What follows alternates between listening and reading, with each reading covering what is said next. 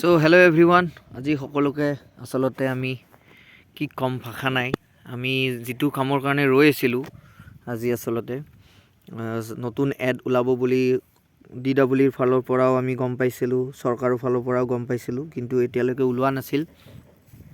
আৰু সেই দিনটি আজি আহি পালে 8 জানুৱাৰী।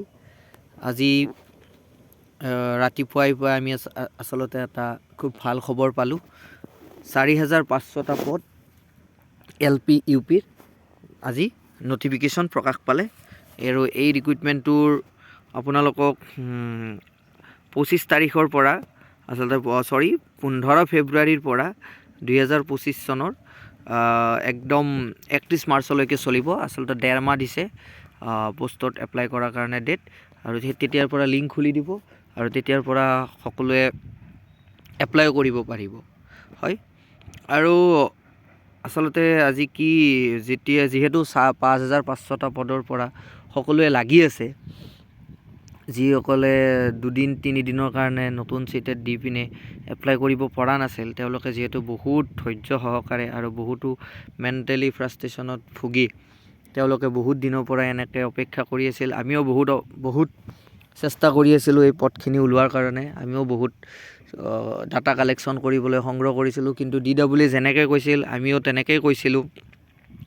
হয়তো তাতে 2-এটা কথা আমাৰ লগত মিলা নাছিল, কাৰণ DWয়ে কৈছিলে যে চৰকাৰে যেতিয়া গ্ৰীণ ছিগনেল দিব তেতিয়াই আমি আমাৰ নটিফিকেশ্যন ৱেবছাইটত দি দিম বা এপ্লাই লিংক খুলি দিম, কিন্তু তেওঁলোকে দিব পৰা নাছিল কাৰণ চৰকাৰৰ পৰা কোনো ধৰণৰ বিশেষ তথ্য লাভ কৰিব পৰা নাছিল, আচলতে গ্ৰীণ ছিগনেল পোৱা নাছিল। সেয়েহে তেওঁলোকে, কিন্তু এতিয়া যিহেতু ইলেকশ্যন আহিছে গতিকে চৰকাৰেও বাধ্য হৈ গ'ল, আৰু আমাৰ যিসকল প্ৰাৰ্থীয়ে ৰৈ আছে LP UP টেট পাছ কৰি আৰু নতুনকৈ চিটেট দি পিনে যিসকলে ৰৈ আছিল তেওঁলোকৰ কাৰণে ভাল হ'ল মানে বেছিয়ে ভাল হ'ল, কাৰণ আগৰ 5,500 পদত 550টা পদত এপ্লাই কৰাতকৈ ইয়াতে আচলতে তেওঁলোকে তাৰ পিছত 3টাকৈ চিটেট গ'ল, আৰু এই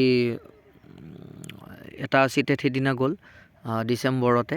চ' গতিকে তেওঁলোকে নিজৰ মাৰ্কসমূহ ইনক্ৰিজ কৰিবলৈ সুবিধা পালে, পঢ়িবলৈ সুবিধা পালে, আৰু তেওঁলোকে খুব ধুনীয়াকৈ ইয়াতে এপ্লাই কৰাৰ কাৰণে তেওঁলোকে সুযোগ পালে।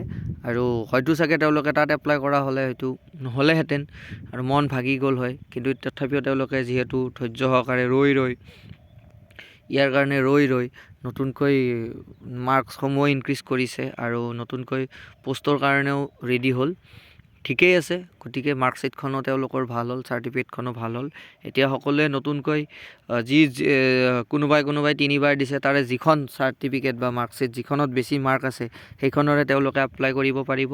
কাৰোবাৰ যদি কালচাৰেল চাৰ্টিফিকেটসমূহ আছে তেওঁলোকে সেইবোৰো যোগাৰ কৰি ৰাখক।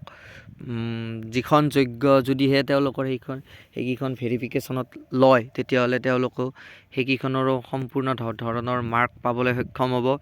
এতিয়া আমি আহিছোঁ কোৱালিফিকেশ্যনছখিনি কি লাগে।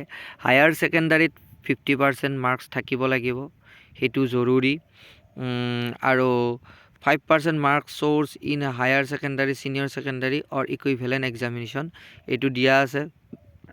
আচলতে হায়াৰ ছেকেণ্ডাৰীৰ পৰা 5% মাৰ্কছহে ৰাখিব। তাৰপিছত 2 year diploma in elementary education by whatever known as, ইয়াতে ডাইৰেক্টলি মেনশ্যন কৰা আছে 2 year ডিপ্ল'মা। এইখিনিতে বহুতে ক'ব যে এতিয়া NIS সকল ভেলিড হ'বনে নাই।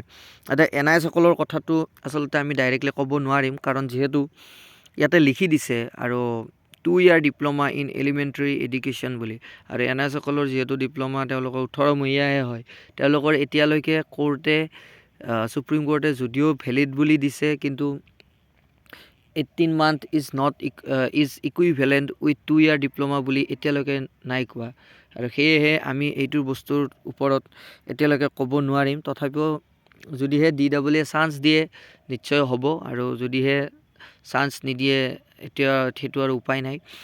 তাৰপৰা ঠিক আছে, যিয়ে হওক, যদি তেওঁলোকে NIS সকল যদি ভেলিড হয় আমাৰ ক'ব লগা নাই, বা ভেলিডটো হৈছে বাৰু ছুপ্ৰিম কোৰ্টৰ ফালৰ পৰা, কিন্তু যদি এপ্লাই কৰিব পাৰে আমাৰ কোনো ক'ব লগা নাই। খুব ভালেই কথা, সকলোৱে পাওক, সকলোৱে চাকৰিটো পাওক, আৰু ইয়াৰ পৰাও ল'ব 5% মাৰ্ক DLEDৰ পৰা। অ'কে, তাৰপিছত টেট অৰ চেণ্ট্ৰেল টেট, যিসকলে আছাম টেট আৰু চেণ্ট্ৰেল টেট কোৱালিফাই কৰি থৈছে তাৰ পৰা আহিব 85 মাৰ্কছ। অ'কে, তাৰপিছত আছে NCC কেণ্ডিডেটছ 5 মাৰ্কছ, আৰু 5 মাৰ্কছ হ'ব তেতিয়াহে যদিহে C চাৰ্টিফিকেটখন থাকে, আৰু 3 মাৰ্কছ পাব B চাৰ্টিফিকেট।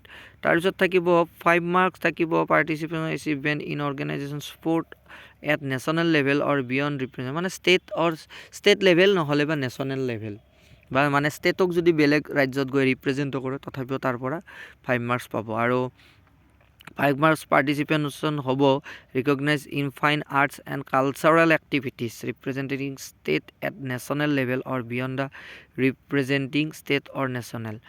আকৌ এইটোতো ছেইম কথাই কৈছে, যদিহে তেওঁলোকে বাহিৰত গৈ পিনে প্ৰদৰ্শন কৰে আৰু যদি ষ্টেট লেভেলৰ কিবা প্ৰতিযোগিতাত যদি তেওঁলোকৰ কিবা পাৰ্টিচিপেশ্যন কৰা চাৰ্টিফিকেট আছে তেওঁলোকক ইয়াতে ৰাখিব হয়। আৰু এইটোৱে আছিল আজিৰ কাৰণে এইখিনিয়ে, আৰু ইয়াৰ পিছত আমি কাট অফৰ ভিডিঅ' বনাম বাৰু। আগতে লিংকটো খোলা দিয়ক, আকৌ চাই লওক কি ডিষ্ট্ৰিক্টত কিমানখিনি পষ্ট আহে। সকলোৱে আমাৰ লগত লগ হৈ থাকিব, আমি যিমান পাৰোঁ সিমান খবৰ দি থাকিম। মই আচলতে কৈছিলোঁ গ্ৰুপত যে জানুৱাৰীৰ নহ'লে ফেব্ৰুৱাৰীৰ ফাৰ্ষ্টৰ ফালে আহিব পাৰে বুলি নতুন এড, আৰু DW ডিচেম্বৰতো আহিব বুলি কৈছিল। মই তেনেকৈ ভিডিঅ'ত ডিচেম্বৰ বুলিও কৈছিলোঁ।